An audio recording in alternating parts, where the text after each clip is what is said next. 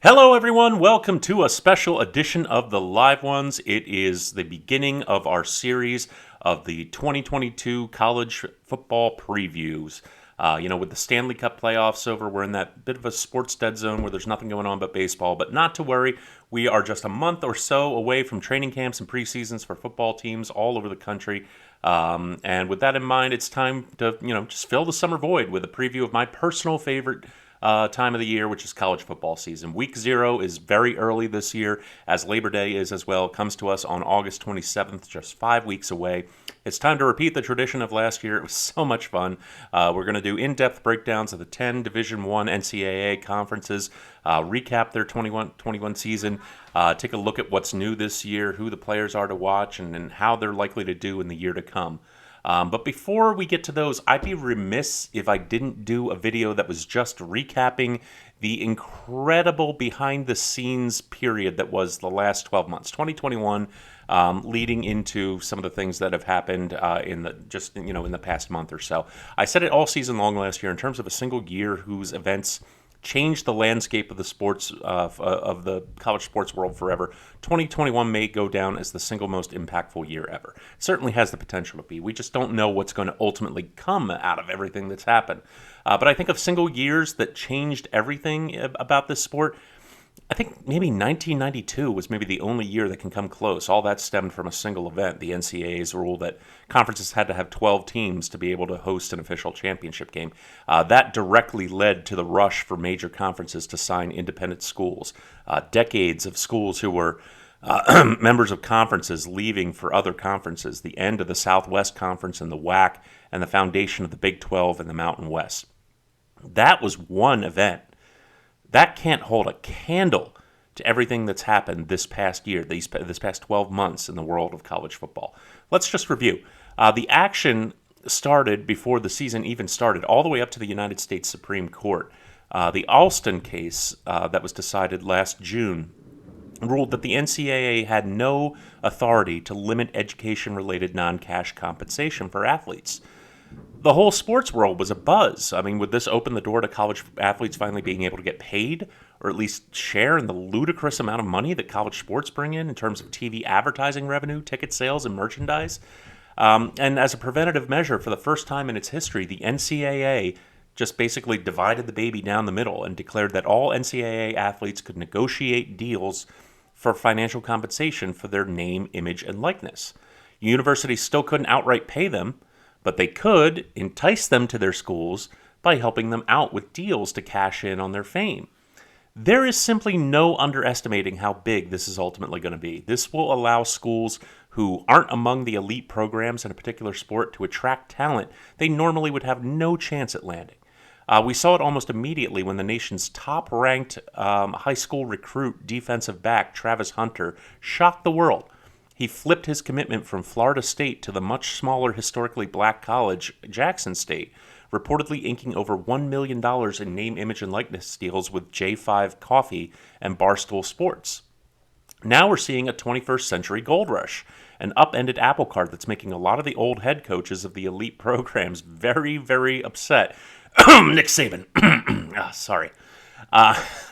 On that very same day of that Supreme Court decision, the news broke that the two main cash cows of the Big 12, Texas and Oklahoma, had notified the conference of their intent to leave for the SEC. And with that, all of a sudden, the Big 12, which was without a doubt already the most overrated Power 5 conference to begin with, the conference that had taken away so many New Year's Six bowl games under the old BCS system and so many college football playoff spots away from more deserving programs, that conference was suddenly in danger of fading away into irrelevance. Texas and Oklahoma brought in more revenue than every other school in that conference combined. And as far as football is concerned, the conference is Texas and Oklahoma and no one else, at least in terms of fan base size. And they were going to be gone. There was talk among a lot of the fandom that maybe they shouldn't even be considered a Power 5 school anymore. Certainly the American Athletic Conference, with all of its recent success between UCF, Cincinnati, and Houston, beating the pants off of Power 5 conference opponents on a regular basis, maybe they should replace the Big 12 in the Power 5 structure. Well, that didn't last long, because in week 2 of the season, it was announced that the Big 12 was inviting all 3 of those programs, plus BYU, to come and be members of the conference. And within a week, those invitations were all accepted. And the AAC, all of a sudden, without its biggest programs, and you got to remember this conference grew out of the old Big East, and for a while it was just like a mad scramble to accept any team that was willing to be a part of the conference. But yeah, the AAC, all of a sudden, without its biggest programs, decided to raid someone lower than them on the totem pole, and that was Conference USA. And in what was an absolute massacre, Charlotte, Florida Atlantic, North Texas, Rice, UAB, and UTSA all applied to join the America Conference. And with the writing on the wall, it was up to every other Conference USA school to find the exits. Marshall and Old Dominion announced that they were leaving for the Sun Belt, followed soon by Southern Miss, and that left Conference USA as a dead conference with only 5 remaining teams that will probably have to become independents. Just selling themselves to Power 5 programs to come in and be tackle dummies all season long for $1 million a pop. FIU, La Tech, Middle Tennessee, UTEP, and Western Kentucky. I mean, I think the Mountain West might be interested in UTEP. It makes geographical sense, and they're definitely a program on the rise. Someone will pick up La Tech, I think. I'm just not sure who. Everyone else, fat chance. I mean, if you're going to go play football for one of those schools, understand that you will never, ever, ever be part of winning football. To keep those programs financially viable, they're going to have to do what so many independent schools do now, which is just like basically go around hat in hand.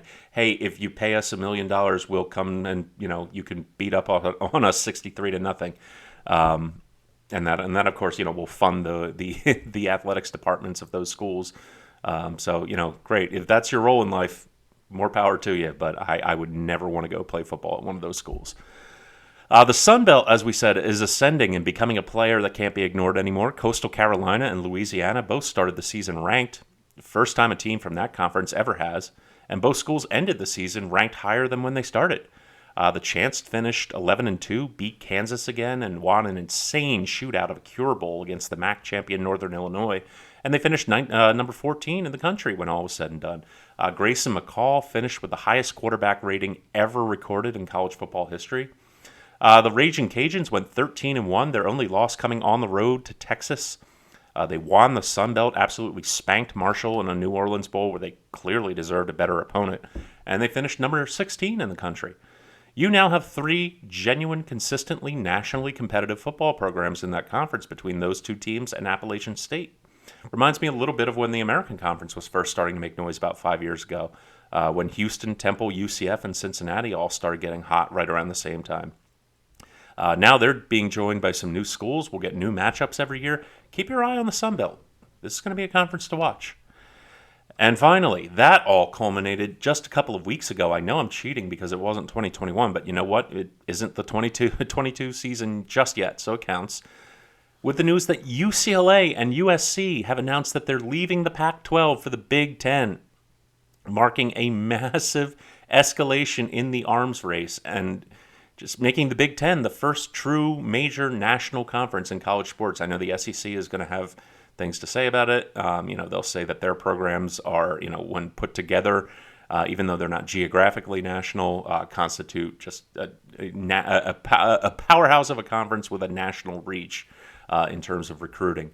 And this spells disaster for the Pac-12, as just like Texas and Oklahoma leaving for the SEC was for the Big 12, there's just no schools out there that the conference can pick up that can replace the football revenue of USC and the basketball revenue of UCLA, one of the biggest basketball programs in the country, with one of the most storied pedigrees. And finally, in what was probably the biggest behind-the-scenes happening in a year loaded with them, in the midst of the SEC's power play for Texas and Oklahoma, essentially trying to make themselves a sports league unto themselves, separate and apart from the rest of the NCAA, 3 of the remaining Power 5 conferences, the Big Ten, the Pac-12, and the ACC, announced an alliance designed to stabilize the current environment by collaborating on a number of issues, including scheduling for football, men's and women's basketball. And heavily implied but not outright stated in that announcement is that if the SEC makes any more anti-competitive moves, the 3 conferences in the alliance will team up to lock them out of interconference matchups, which, as we know by now, the College Football Playoff Committee really likes to see on a team schedule. The basketball tournament selection committee really, really likes to see interconference victories. So this is a bit like 19th century Europe, kind of a balance of power game going on right now with the SEC as Napoleon And the alliance has all the other major powers in Europe teaming together to stop him. Not quite at the open warfare stage yet, but the alliance making it clear: you go this far, no farther. Try any other underhanded tactics, and that's it.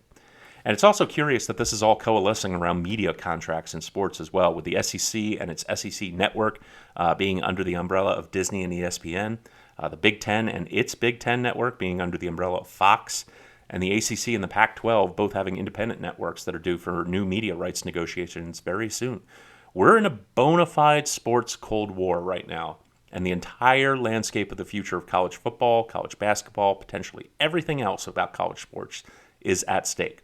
It is truly mind-blowing how big this battle of it's turning into like an actual Cold War, like the actual Cold War, where you had the U.S. and the Soviet Union, and then all of their allies and satellite states and everything like that were coalescing under their umbrellas. Now it's the Big Ten and the SEC. So yeah, there you have it. The year that was the last 12 months. I've been following this sport religiously my entire life. I can't remember for the life of me a single 12-month period with so many happenings that are likely to change the course of the sport forever, all packed into one. Who knows where things are going to go from here? I mean, it's officially a two-horse show now.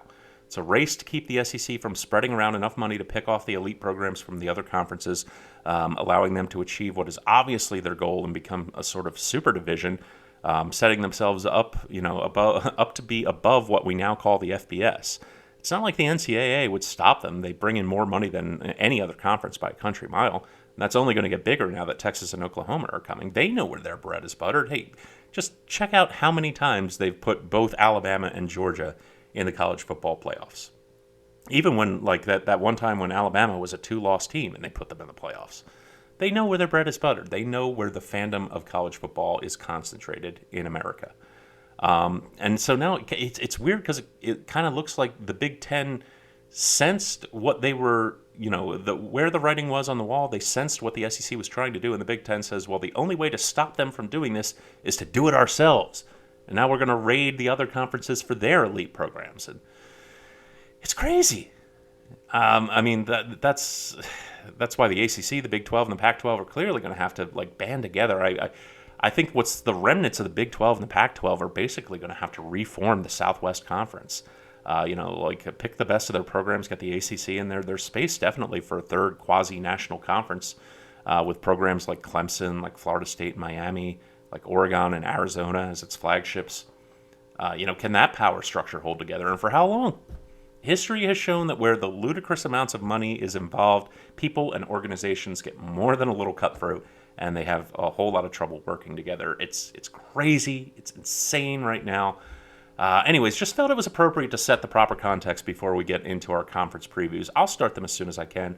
We've got 5 weeks before the season starts, so I'm going to try to do about 2 conferences every week to get them all in. Hope you enjoy. I will see you next time on the Live Ones.